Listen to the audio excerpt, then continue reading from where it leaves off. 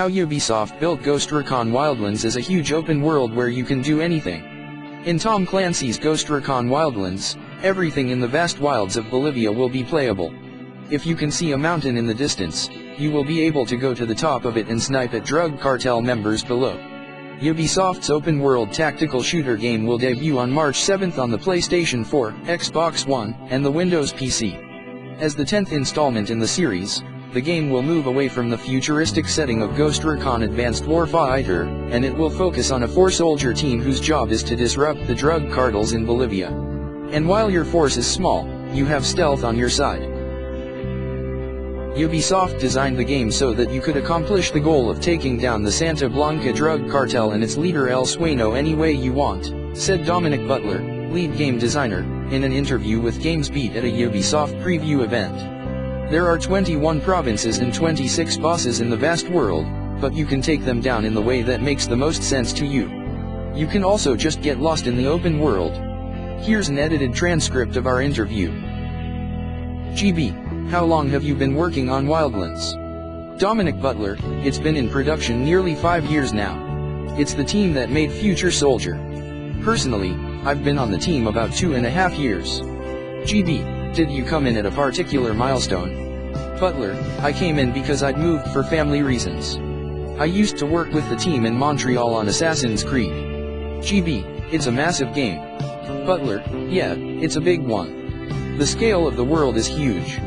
It's the largest one we've done in an action-adventure game. There are lots of systems going on in the world, too, which is where the complexity comes from. GB, I saw Tommy Francois give that talk at DICE about world building. It seems like you applied a lot of that here. Butler, Tommy's team was involved at an early stage, helping bring some of our dev team to Bolivia and meet with them and build a more complete view of the place than what you'd see in a tour guide or on the news or in a simple documentary. We wanted to meet the people on the ground, take hours of footage, take lots of photos, and get a sense of what it feels like. What's the air quality like? How does life in general go on? GB, how closely did you model this after any particular combat engagements there? Butler, that's where we get into the Tom Clancy what-if part of it. We were in Bolivia for the world itself and the people there, bringing that environment to life. When you get to the cartels, though, that's when we deal with journalists, reporters, any kind of media we can get our hands on to try and understand. We've seen a lot more about this in the last couple of years, both on the news and in popular culture, in things like Breaking Bad or Sicario. People have some idea of what the cartels are. But we wanted to see more of the people behind the cartels. We didn't just want bad guys wearing a particular uniform. What drives these people to do these things, to become a multi-billion-dollar industry? How does that get going? There's more than raw savagery to it. It's also intelligent business. It's building a structured organization that can maintain this kind of operation. GB, are they as militarized as they seem in the game? Butler, the real cartels? Yeah, absolutely. They hire ex-military people. They'll fly people in to train their sicarios. It's an unfortunate reality, but they have so much money and so much access to resources that really it's protecting their investment. But yes, there are no expenses spared. GB, within that world, how do you come up with missions that are fun to play, that stay concentrated and focused? Butler, when we're building missions in a world like this, where it's so big and so open, where freedom of choice is core to the player experience, we have to rethink the way we build mission structure traditionally. It's not just about relating a narrative, telling a story, but also from a gameplay point of view. If we have a target to extract, previously we'd tell you, go get a vehicle, take out the guys at this front gate, blow up this generator, grab the guy, get him back to the vehicle.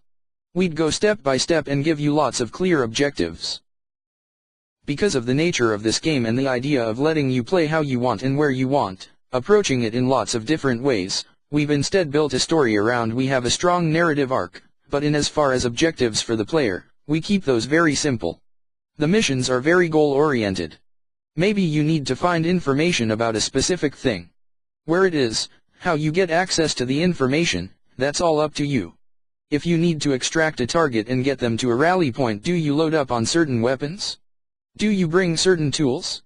Do you upgrade your drone? Do you call in friends? All these decisions will be part of your personal narrative about how you extracted him. But the extraction itself is a clear goal that you paint your story around.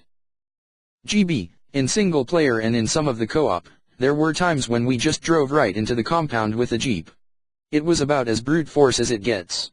If you're trying to be more stealthy, can you drop some of the soldiers around the compound and approach from different directions?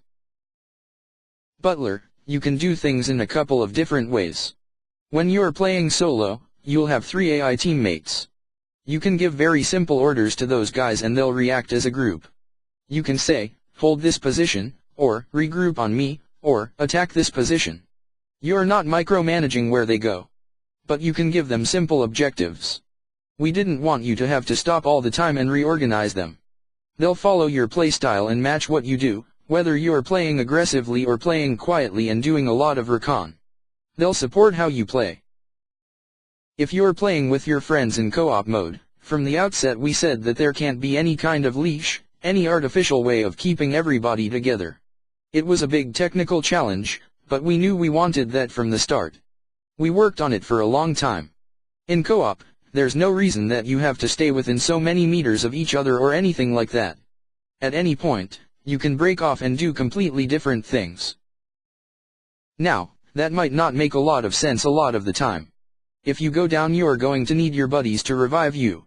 But when it comes to gameplay and making decisions in the field, each of you can do things the way you want. GB, at one point I was 7 kilometers away from the other players. Is that a big memory management problem? How do you maintain such a large space?